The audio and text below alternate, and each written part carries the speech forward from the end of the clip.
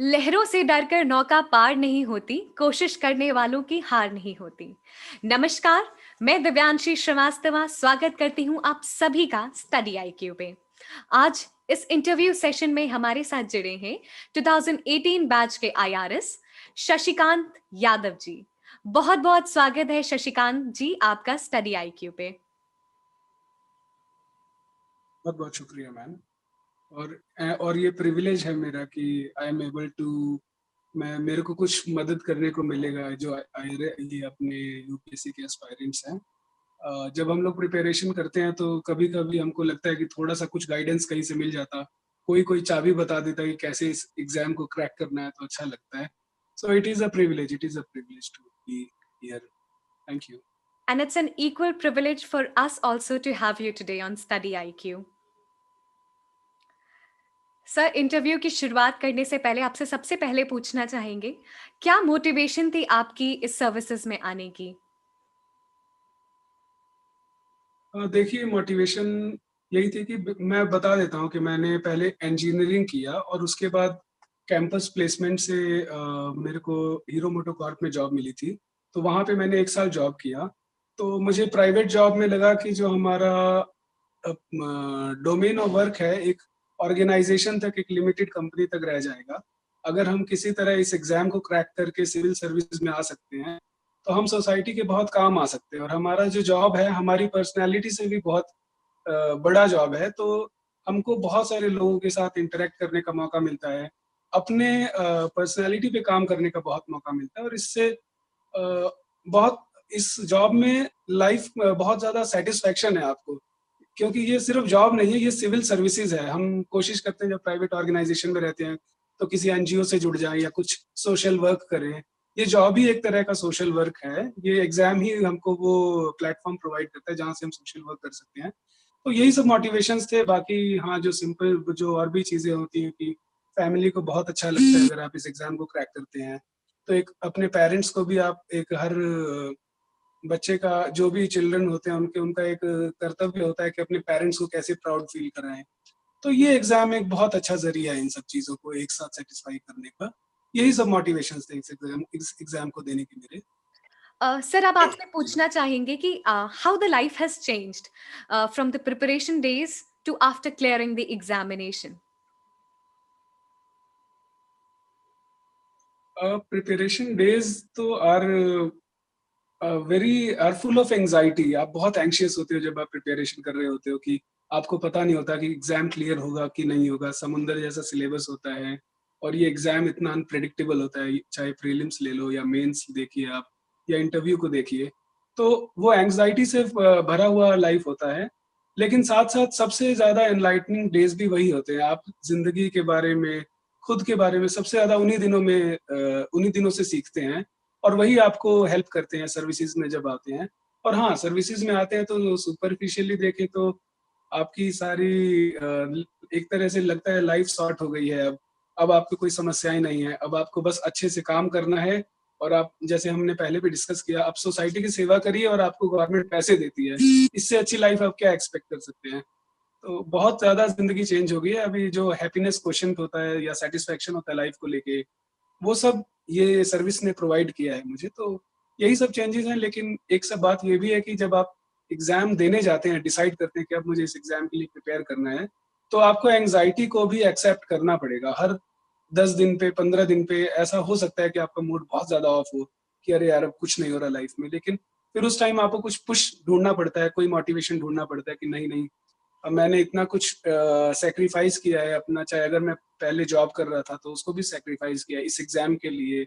और सिर्फ़ ये एग्ज़ाम एंड एंड पॉइंट नहीं है, आप इस एग्ज़ाम को क्लियर करके कुछ अच्छा करना चाहते हैं, तो वो मोटिवेशन रहना चाहिए। इस एग्ज़ाम तक हमारी सोच प्रिपरेशन के टाइम्स पे नहीं सीमित रहनी चाहिए। एग्ज़ाम के आगे भी कभी-कभी सोच लेना चाहिए मोटिवेशन के लिए। खुद को मोटिवेट करते रहिए और प्रिपेयर करते रहिए और अगर सब कुछ ठीक रहा तो आप एक दिन एग्ज़ाम भी क्लियर कर लेंगे और बहुत जल्दी भी क्लियर कर लेते हैं। बहुत मेरे दोस्त हैं जिन्होंने फर्स्ट अटेम्प्ट में बहुत ईज़िली इस एग्ज़ाम को क्रैक कर दिया है। तो ठीक है, बहुत अच्छा लर्निंग एक्सपीरियंस रहता है। एक तरह की जर्नी होती है ये एग्ज़ाम की प्रिपरेशन। और तैयारी करते-करते आप इतने इवॉल्व हो जाते हैं आपके लाइफ़ को लेके, ज़िंदगी को लेके कॉन्सेप्ट बहुत क्लियर हो जाते हैं। तो एक तरह से ये बहुत अच्छी बात है इस एग्ज़ाम की, आपको लाइफ स्किल्स दे देता है ये इस एग्ज़ाम का प्रिपरेशन। सर, जिस तरीके से आपने बात की कि समंदर जैसा सिलेबस रहता, तो जो भी एस्पिरेंट्स रहते हैं वो किस तरीके से अपने आप को कंसिस्टेंट रख सकते हैं, ये पता है कि इतना वास्ट सिलेबस है? तो देखिए, ये सिलेबस बहुत बड़ा है और हमको बहुत लंबे टाइम तक एक सर्टेन मोटिवेशन, एक सर्टेन इंटेंसिटी ऑफ तैयारी जो है मेंटेन करनी होती है।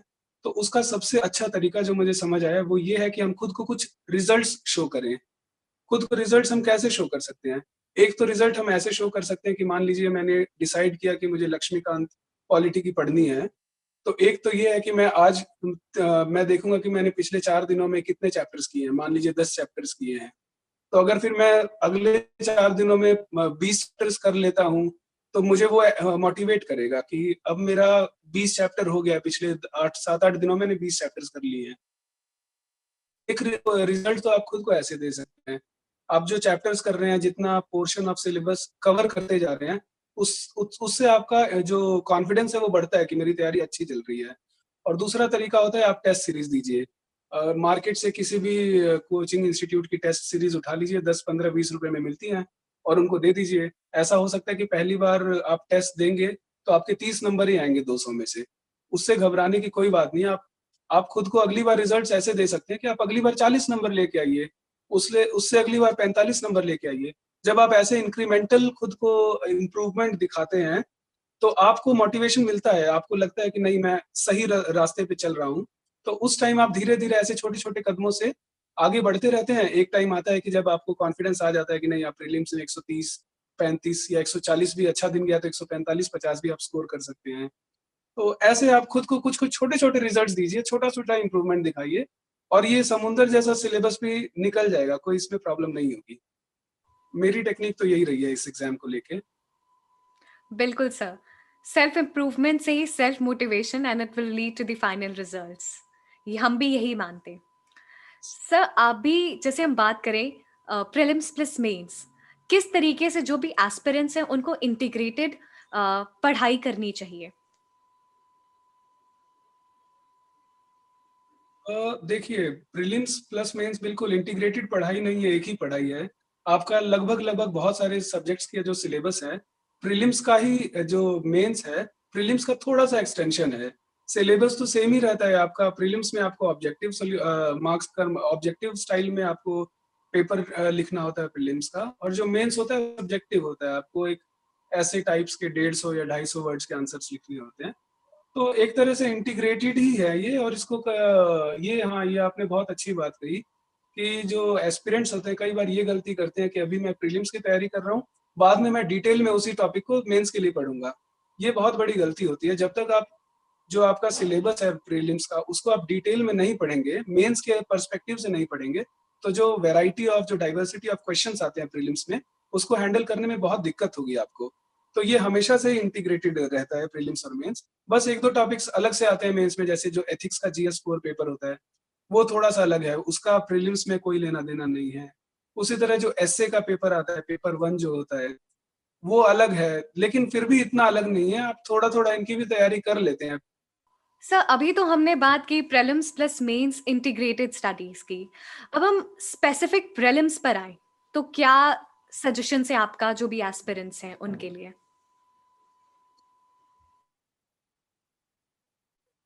देखिए मैंने 4 प्रीलिम्स लिखे हैं, तो मैंने पहला प्रीलिम्स जब लिखा तो मेरा क्लियर हो गया था और उस साल मेरे 145 नंबर थे। तो मैंने फॉरेस्ट का भी एग्ज़ाम उस साल मेंस लिखा था। सेकंड प्रीलिम्स में भी मेरे 140-45 थे और तीसरे में तो मैंने 3 अटेम्प्ट जो दिए, मेरा थर्ड अटेम्प्ट में ये क्लियर हुआ। तीनों साल मेरे प्रीलिम्स के बहुत अच्छे नंबरों से क्लियर हुए थे। मैंने हर साल फॉरेस्ट का मेंस लिखा था। ऑल्दो मैं फॉरेस्ट की तैयारी नहीं कर रहा था, लेकिन क्योंकि इतने अच्छे नंबर प्रीलिम्स में आते थे, इसलिए मैं फॉरेस्ट का के लिए एलिजिबल हो जाता था मेंस के लिए। तो मेरी यही स्ट्रैटेजी रहती थी प्रीलिम्स की कि आपको जो बेसिक सब्जेक्ट्स हैं ना, जैसे हिस्ट्री हो गया, मॉडर्न हिस्ट्री, एंशिएंट इंडिया या ज्योग्राफी हो गया, पॉलिटी हो गया या इकोनॉमिक्स हो गया या साइंस एंड टेक्नोलॉजी, ये जो बेसिक्स होता है, बेसिक्स पे आपकी पकड़ बहुत अच्छी होनी चाहिए। क्योंकि जो करंट से वो क्वेश्चंस पूछते हैं, वो इतने ज़्यादा मुश्किल होते हैं, मेरे को बहुत मुश्किल लगते हैं और मुझे नहीं लगता कि अगर 40 करंट के क्वेश्चंस आ रहे हैं, तो कोई भी ऐसा एस्पिरेंट होगा जिसको 10 से ज्यादा जो उसको अटेम्प्ट कर सकता है, जिसको नॉलेज होगी कि 10 उसको अच्छी तरह आते हैं। उसके बाद वो एजुकेटेड गेस लगाता है, हाँ तो उस 40 में से भी वो 15, 20, 25 सही कर सकता है, लेकिन वो एजुकेटेड गेस के थ्रू सही करता है। तो जो बेस्ट स्ट्रैटेजी होती है वो आपके बेसिक जो सब्जेक्ट्स हैं उन पे आपकी होल्ड बहुत अच्छी होनी चाहिए। आप एकदम specified limited number of books पढ़ें, हर सब्जेक्ट के लिए एक ही किताब पढ़ें, और उसके बाद टेस्ट सीरीज में से उन कॉन्सेप्ट्स को क्लियर कर लें। आप टेस्ट सीरीज दें, जो आपकी गलतियां होती हैं उनको आप सुधारिए, उनको समझिए कि आपने ऐसा गलत क्यों किया, और उसके बाद फिर आपका जो बेसिक सब्जेक्ट्स हैं वो आपके इम्प्रूव अच्छे हो जाएंगे। वंस आपका जो बेसिक कॉन्सेप्ट्स वाले बेसिक से जो सब्जेक्ट्स हैं वो क्लियर हो जाते हैं, उसके बाद आप साथ साथ करंट अफेयर्स की भी करते रहिए, लेकिन आप उतना ज्यादा करंट अफेयर्स के भरोसे पे मत जाइए प्रीलिम्स में, क्योंकि करंट अफेयर्स इन जनरल बहुत डिफिकल्ट पूछता है यूपीएससी। तो यही मेरी स्ट्रेटेजी है, बेसिक सब्जेक्ट्स पे आप पूरा फोकस रखिए पूरे टाइम, और साथ साथ आप करंट का प्रिपरेशन करते रहिए। ये रही प्रीलिम्स की बात। अब हम मेंस की स्ट्रैटेजी के बारे में बात करें तो। हाँ देखिए, वंस आपने और यहाँ ये भी बहुत अच्छी बात है, अगर जैसे प्रीलिम्स का जब हम एग्जाम देते हैं उसके लगभग 3 महीने बाद हमारा मेंस का होता है, लेकिन जो रिजल्ट आता है प्रीलिम्स का वो प्रीलिम्स के 40 दिन बाद आता है।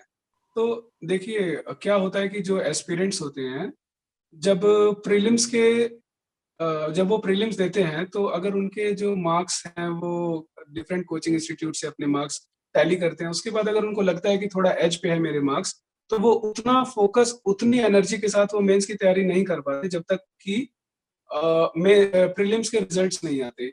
ये बहुत बड़ी गलती है। आप इस प्रोसेस में क्या होता है कि आप 35-40 दिन लूज कर देते हैं, जबकि जो बहुत अच्छे एस्पिरेंट्स होते हैं या जो वो ऐसे एस्पिरेंट्स हैं जिनके प्रीलिम्स में बाय लक और थोड़ा सा मेहनत से थोड़े ज्यादा नंबर आ जाते हैं, वो 4-5 दिन बाद से अच्छी तैयारी शुरू कर देते हैं या आपके मेंस की। तो यही करना है कि आप पहले 4-5 दिनों का ब्रेक लीजिए और उसके बाद आप मेंस की तैयारी शुरू कर दीजिए। कोई बात नहीं, अगर ऐसा हो जाए कि आपका प्रीलिम्स इस साल ना हो, पर फिर भी आप एक अच्छी तैयारी कर सकते हैं मेंस की, जो आपको नेक्स्ट अटेम्प्ट में हेल्प करेगा। तो आपको करना क्या है, आप पहले तो सब्जेक्ट्स को प्रिपेयर करिए, थोड़ी बहुत प्रिपरेशन कर लीजिए। आपने ऑलरेडी बहुत प्रिपेयर करके ही मेन प्रीलिम्स दिया होता है, तो आपका हर सब्जेक्ट पे ग्रास्प अच्छा ही होता है प्रीलिम्स के बाद। उसके बाद आप किसी भी कोचिंग इंस्टीट्यूट के test series mains test series को ज्वाइन करिए और आंसर्स लिखने शुरू करिए। बहुत मुश्किल काम है 20 क्वेश्चन 20 आंसर्स लिखना 3 घंटे में। ऐसा हमने हमारी लाइफ में हमने इस तरह से कभी कोई एग्जाम नहीं दिया होता कि हमको 3-3 घंटे में 20-20 आंसर्स लिखने हैं, वो भी हर आंसर पे हमको अच्छा खासा फोकस देना होता है। अगर ऐसा होता है कि 4-5 आंसर हमने अच्छे से नहीं लिखे तो हमारे चांसेस बहुत घट जाते हैं मेंस को क्लियर करने के। तो आप किसी भी कोचिंग इंस्टीट्यूट को ज्वाइन करिए, मेंस में आंसर्स आंसर्स लिखिए बहुत सारे, और उसके बाद वो जो भी बताते हैं आपको कि आपको इस तरह से इम्प्रूव करना है अपना आंसर राइटिंग। मैं मेंस के आंसर की बहुत ही शॉर्ट में बात करूं तो 3 पार्ट्स में होते हैं आंसर। एक इंट्रोडक्शन होता है, एक मेन बॉडी होती है और एक कंक्लूजन होता है।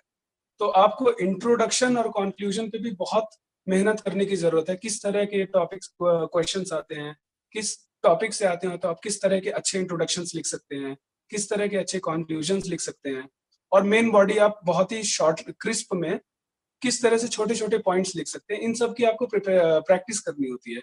आप इस तरह प्रैक्टिस करेंगे तो आपका मेंस भी बहुत अच्छा हो जाएगा। उसके बाद 2-3 कुछ बातें हैं मेंस में ना, बहुत इंपॉर्टेंट बातें हैं कि जैसे हम लोग जब प्रीलिम्स की तैयारी करते हैं तो हम हिस्ट्री की तैयारी कर लेते हैं, ज्योग्राफी की तैयारी कर लेते हैं, या इकोनॉमिक्स की तैयारी कर लेते हैं, लेकिन हम GS 4 जो एथिक्स का है और ऐसे की तैयारी हम नहीं करते हैं प्रीलिम्स में।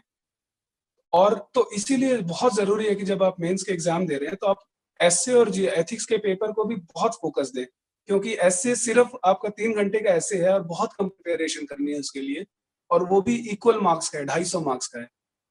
तो आप बहुत अच्छे मार्क्स स्कोर करते हैं, स्कोर कर सकते हैं अगर आप एसए के लिए अच्छे से प्रिपेयर कर लें। इसी तरह GS 4 भी बहुत स्कोरिंग होता है मेंस में, लेकिन क्या होता है कि जो एस्पायरेंट्स होते हैं कई बार इग्नोर कर देते हैं GS 4 को, या जितना फोकस देना होता है, जितना उसको टाइम देना होता है एथिक्स को, उतना देते नहीं है। तो ये सब बातें हैं। आप सबको एक बैलेंस्ड तैयारी रखिए, जितने भी एग्जाम पेपर्स हैं सबको अच्छी तरह से हर टॉप पोर्शन के लिए अच्छी तरह तैयारी करेंगे अगर आप, तो आपका यूनिफॉर्मली अच्छा स्कोर आएगा, हर हर पेपर में अच्छा स्कोर आएगा। तो बहुत ज्यादा आपके चांसेस बढ़ जाते हैं कि आप आप इस मेंस को क्लियर कर लेंगे। ये है मेंस की तैयारी। सर आपने बताया कि किस तरीके से करंट अफेयर्स के लेवल काफ़ी हाई होते हैं जो यूपीएससी में क्वेश्चंस आते हैं। तो किस तरीके से करंट अफेयर्स को अप्रोच करना चाहिए? देखिए, करंट अफेयर्स को अप्रोच अब ऐसा नहीं है कि आप जिस तरह से वो क्वेश्चंस पूछते हैं, करंट अफेयर्स को अप्रोच यही है कि आप अ, किसी एक कोचिंग इंस्टीट्यूट का कोई बुकलेट उठा लीजिए, उसकी तैयारी करते रहिए। बहुत ज़्यादा उसमें आपको डेप्थ में जाने की ज़रूरत नहीं है। हाँ, लेकिन ये होता और आपको डेली न्यूज़पेपर पढ़ना होता है। अब द हिंदू हम लोग पढ़ते थे, आजकल लोग कभी-कभी इंडियन एक्सप्रेस भी कुछ लोग रेफ़र करते हैं। आप इन न्यूज़पेपर्स को पढ़िए, बहुत ज़्यादा नहीं, 1 से डेढ़ घंटा दीजिए। साथ में आप करंट अफेयर्स को पढ़ें और एक बात का ध्यान रख सकते हैं कि जो भी टर्मिनोलॉजी आपको समझ नहीं आ रही है, कोई भी टर्म हो वो, मान लीजिए सैटर्न ही लिख दिया, आपको सैटर्न के बारे में नहीं पता था अगर, तो आप उसको गूगल करिए और 2-4 लाइनें उसके बारे में पढ़ लीजिए। ऐसे ही आप कोई भी टॉपिक में मान लीजिए कि वीज़ा की बात आई, तो हमको एक वेग सा आइडिया होता है कि वीज़ा क्या होता है। प्रीलिम्स में सीधे-सीधे वीज़ा के बारे में कुछ लिख देंगे, वो पूछ लेंगे 1-2 टॉपिक। तो जो भी टर्मिनोलॉजी कुछ रीडिंग के टाइम में करंट अफेयर्स की या न्यूज़पेपर की या ये करंट अफेयर्स की बुकलेट्स की कोई भी टर्मिनोलॉजी आती है, आपको कुछ भी वेग आइडिया या नहीं आता है, आप तुरंत उसको गूगल पे सर्च करिए और उसके बारे में 4-5 लाइनें पढ़ते जाइए।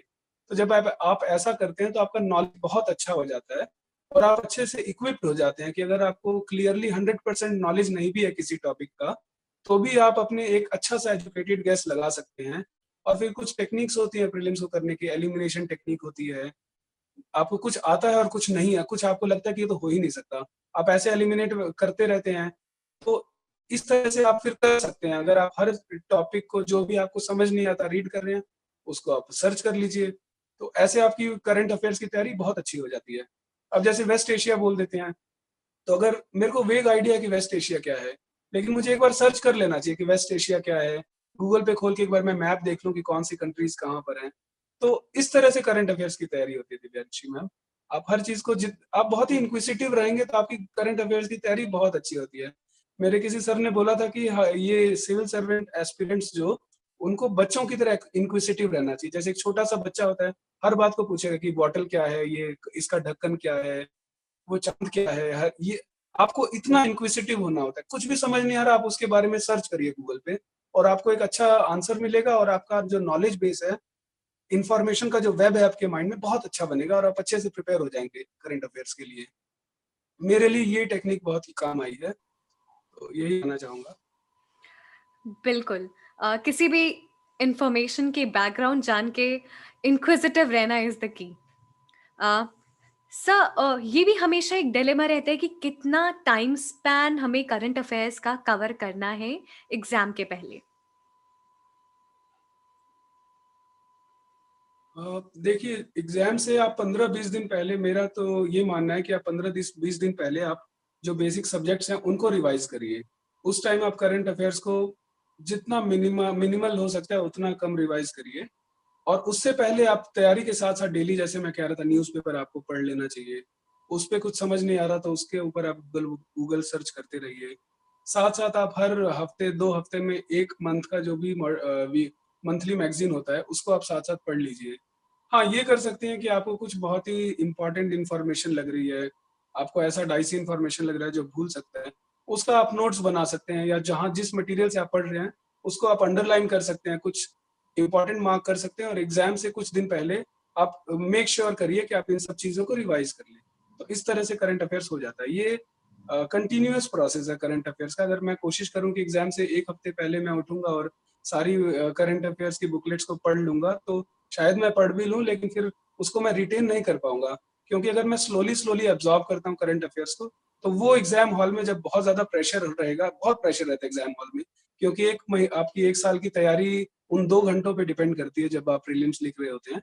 तो उस टाइम अगर आपने बहुत जल्दी में कुछ भी पढ़ा होगा तो आप वेल इक्विप्ड नहीं होंगे ऑब्जेक्टिव को मार्क करने के लिए। तो स्लोली साथ-साथ अगर कंटीन्यूअसली आप करंट अफ़ेयर्स की तैयारी करते रहेंगे, तो वो जो लॉन्ग टर्म की तैयारी होती है यही एग्ज़ाम हॉल में काम आती है। जो 4 आखिरी के 4-5 दिन की अगर मैं कुछ नया पढ़ने जाऊँगा तो वो काम नहीं आती एग्ज़ाम हॉल में। तो लॉन्ग कंटीन्यूअस प्रोसेस है करंट अफ़ेयर्स। आराम से जब से आप तैयारी शुरू करें साथ-साथ करते रहेंगे तो बहुत तो नहीं, लेकिन हाँ, रिलेटिवली ये रिलेटिव एग्ज़ाम है। 200 में से 200 नहीं स्कोर करनी है आपको। 120-25 बहुत हैं प्रीलिम्स में स्कोर करने के लिए। तो आप रिलेटिवली बहुत अच्छे से प्रिपेयर रहेंगे करंट अफेयर्स के लिए। सर, हमने बहुत ही एक्सप्लिसिटली बात की prelims, mains, essay paper, mains answer writing, current affairs.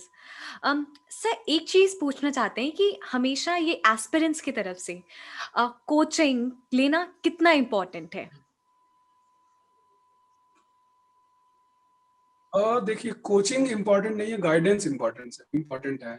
अगर मेरे घर में कोई आईएएस ऑफिसर है, तब आई डोंट थिंक कि मेरे को कोचिंग की ज़रूरत है, because I can have all the guidance I need. अगर हाँ, वो आईएएस ऑफिसर है, मुझसे रेगुलरली मेरे को जब भी कुछ कोई क्वेश्चन पूछना है, कोई एंग्ज़ायटी है, मुझे कुछ बात करनी है, तो if he is readily available, तो फिर आपको कोचिंग की कोई ज़रूरत नहीं है। मेरा बैकग्राउंड देखें तो मैं किसी भी क्लास 1 ऑफिसर से नहीं मिला था जब इस एग्ज़ाम की प्रिपरेशन शुरू किया, तो इसलिए मैंने जॉइन किया एक कोचिंग इंस्टीट्यूट, और सिर्फ़ मेरा पर्पस ये था कि आई शुड नो कि क्या प्रिपेयर करना है।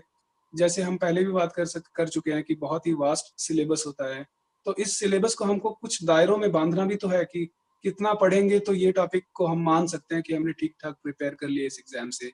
कितना पढ़ना है और कितना नहीं पढ़ना है, ये समझने के लिए गाइडेंस की बहुत ज़रूरत है। अगर वो कोचिंग से आती है तो बहुत बढ़िया, किसी रिलेटिव से आती है तो भी बहुत अच्छी बात है, या किसी दोस्त से आती है, किसी फ्रेंड से आती है, किसी मेंटर से आती है, तो गाइडेंस इम्पोर्टेंट है ma'am. Coaching institute is just a medium of guidance. This is how I would like to put it. Uh, sir, अभी देखिए इंटरनेट में बहुत सारे रिसोर्सेज अवेलेबल हैं। जो भी एस्पिरेंट्स रहते हैं काफ़ी कंफ्यूज्ड हो जाते हैं कि कौन से रिसोर्सेज को चूज़ करें। तो सर, आप ऐसे में क्या कहना चाहते हैं कि अपने रिसोर्सेज को किस तरीके से एस्पिरेंट्स को स्ट्रैटेजिकली सिलेक्ट करना चाहिए? अ, देखिए, इंटरनेट के रिसोर्सेज़ जो होते हैं, मुझे लगता है कि थोड़े ओवररेटेड ज़्यादा होते हैं, क्योंकि इतने ज़्यादा रिसोर्सेज़ हैं कि अगर मैं उसमें खो जाऊँगा तो मैं एक ही टॉपिक को 10 दिन तक पढ़ सकता हूँ इंटरनेट में डिफरेंट सोर्सेज़ से। उसकी ज़रूरत नहीं है। यूपीएससी में जी हाँ, आपको ज़्यादा से ज़्यादा टॉपिक्स की नॉलेज होनी चाहिए। हर टॉपिक की कुछ गहराई तक आपको नॉलेज होनी चाहिए, लेकिन यूपीएससी में डाइवर्सिटी ऑफ इन्फॉर्मेशन उससे भी ज़्यादा ज़रूरी है rather than depth of information. तो जैसे मैं कह रहा था, न्यूज़पेपर और अगर आप किसी कोचिंग इंस्टीट्यूट का मैगज़ीन वो मंथली पढ़ लेते हैं, तो वो बहुत है। बस उसी पे आप थोड़ा बहुत रिसर्च कर लिए गूगल पे, कर लीजिए। लेकिन अगर आप किसी वेबसाइट में जाके, और क्योंकि इतने तरह का डेटा है ना, मैं देखता हूँ कि वेबसाइट्स में जाओ तो एडिटोरियल होता है, एडिटोरियल का भी एनालिसिस होता है। फिर डेली करंट अफेयर्स में बहुत ही डीप में जाके पता नहीं पूरा वो 100 साल की हिस्ट्री उठा के ले आते हैं उस टॉपिक का। उतना जी हाँ, नॉलेज तो बहुत अच्छी है वो, लेकिन इस एग्जाम में हमारा टाइम तो नहीं उसकी वजह से लॉस हो रहा है, जिसको हम और भी इंफॉर्मेशन उतने टाइम में हम गैदर कर लेते। तो थोड़ा-सा हमको फोकस, जी हाँ, एक अच्छा बैलेंस हमको मेंटेन करना चाहिए। उसके लिए हमें खुद सोचना चाहिए कि हमें कितना चाहिए और क्या-क्या हमको इंफॉर्मेशन लेनी है। तो जी हाँ, इम्पोर्टेंट है, मैं ऐसे नहीं कहूँगा कि बिल्कुल ही इम्पोर्टेंट नहीं है, एकदम वर्थलेस है। लेकिन एक जजमेंट आपको खुद देना होता है खुद को कि मैं कितना टाइम दूँ इस एक सर्टेन टॉपिक के लिए। तो और ऐसा भी नहीं है मैम, जैसे इंटरनेट पे कुछ इन्फॉर्मेशन है, तो वन्स आई स्टार्ट प्रिपेयरिंग ना, तो मुझे ऑलरेडी बहुत कुछ पता चलता रहता है उसके आस-पास का। तो अगर मैं थोड़ा स्मार्ट हूँ, तो मैं देख लूँगा कि एक ही चीज़ को मैं 10 बार नहीं पढ़ूँगा। मैं देखूँगा कि हाँ, इतना मुझे पता है, तो आई विल मूव ऑन कि ठीक है, स्किम कर लिया हल्का-सा और आगे बढ़ गए। इस तरह से हम कर सकते हैं, उसके लिए थोड़ा-सा नॉलेज बेस बनना चाहिए। तो नॉलेज बेस बनाने के लिए वही मैंने पहले कहा था ना, हम थोड़ा-सा इन्क्विसिटिव रहें और हर टॉपिक के बारे में कुछ 4-5 लाइनें, 8-10 लाइनें पढ़ें, उससे ज़्यादा ना पढ़ें। नहीं तो अगर मैं मान लीजिए मैं कोल्ड वॉर के बारे में इंटरनेट पे सर्च करने लगा, और आप विकिपीडिया का पेज खोल लीजिए, लिंक के अंदर लिंक है, लिंक के अंदर लिंक है, आप कितना अंदर तक जाएँगे? तो आप एक थोड़ा बहुत पढ़ लीजिए, आप देख लीजिए कि मेंस का आंसर आप कितने में लिख सकते हैं, कितना नॉलेज चाहिए आपको। 200 वर्ड्स लिखने हैं कोल्ड वॉर के ऊपर, तो 200 वर्ड्स के बारे में आप कंटेंट उतना पढ़ लीजिए। मुझे क्या ज़रूरत है कि ये वाला ट्रीटी कब हुआ, और ये सिग्नेचर कहाँ हुआ, क्यों हुआ, कब स्टालिन को बुलाया, कब उसको नहीं बुलाया।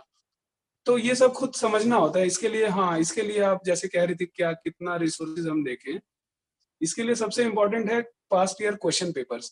थोड़ा-सा पास्ट ईयर क्वेश्चन पेपर साथ-साथ देखते रहें, जब भी किसी टॉपिक की हम प्रिपरेशन कर रहे हैं।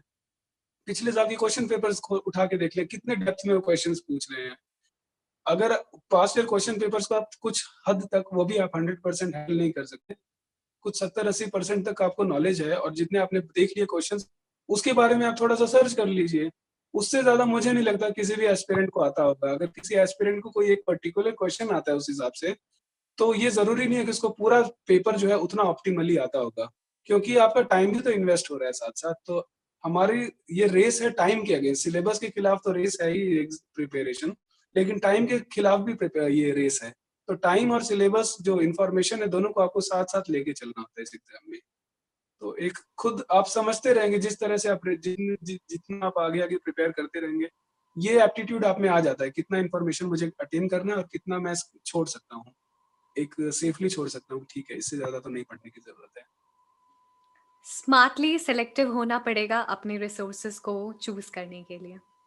अ, सर, अब मैं चाहती हूँ, आपने पहले भी बात की टेस्ट सीरीज की। एक बार मैं चाहती हूँ फिर से आप टेस्ट सीरीज और रिवीजन की इम्पोर्टेंस को बताएं हमारे व्यूअर्स को।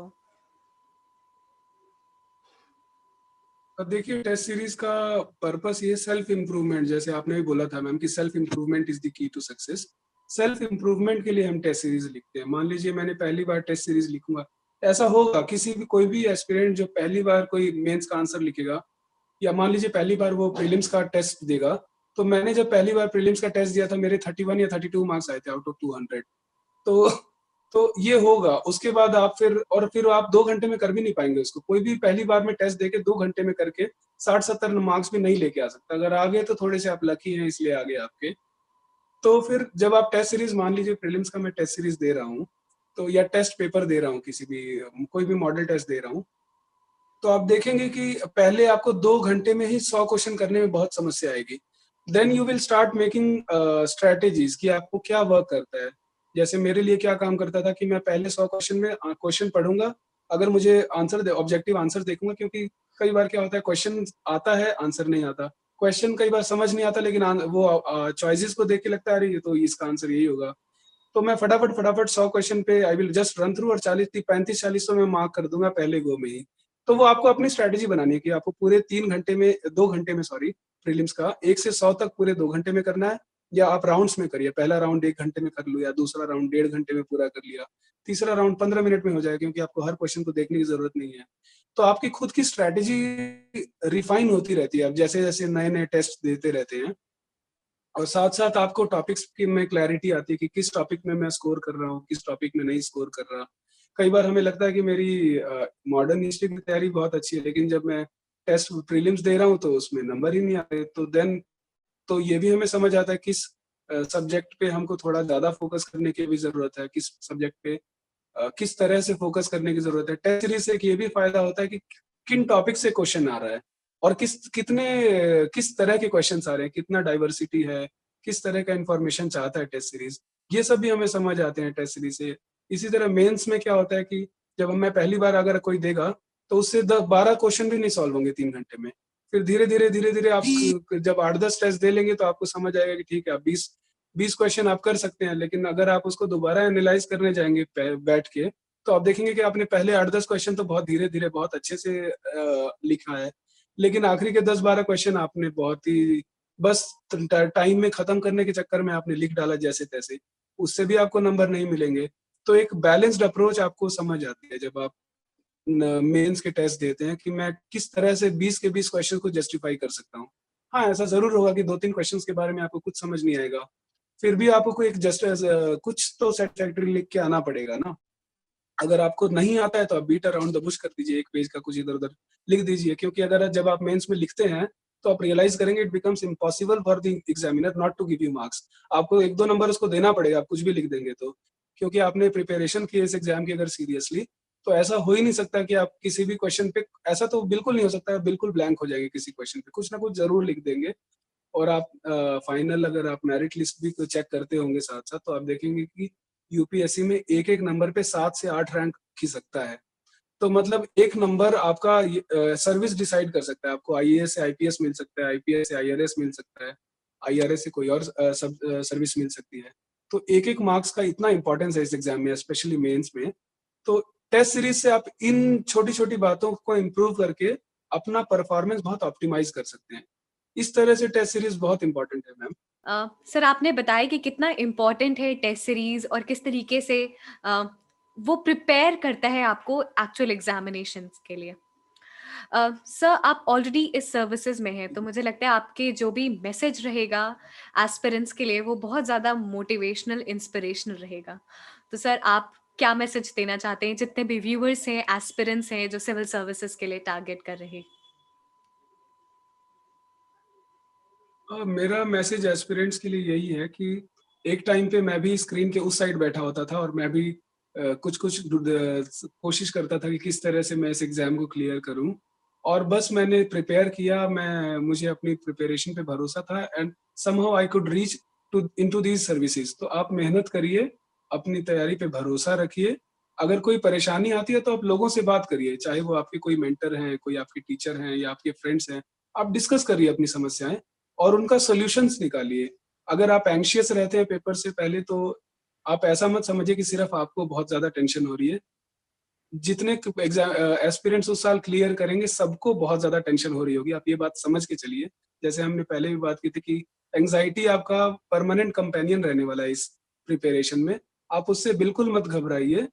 आप प्रिपेयर करिए और खुद पे भरोसा रखिए और आप इस एग्ज़ाम को क्रैक कर सकते हैं। कोई भी क्रैक कर सकता है इस एग्ज़ाम को। मैं ये मानता हूँ कि कोई भी इतना एक्स्ट्रा ऑर्डिनरी नहीं है कि वो कर सकता है और आप नहीं कर सकते। एवरीवन हैज़ गॉट सबका दिमाग एक जैसा होता है और आपने इस एग्ज़ाम को प्रिपेयर करने का अगर डिसाइड किया है, तो ये आपकी पहली जीत है। क्योंकि इस एग्ज़ाम को प्रिपेयर करने का डिसीज़न लेना ही सबसे बड़ा रोड ब्लॉक होता है।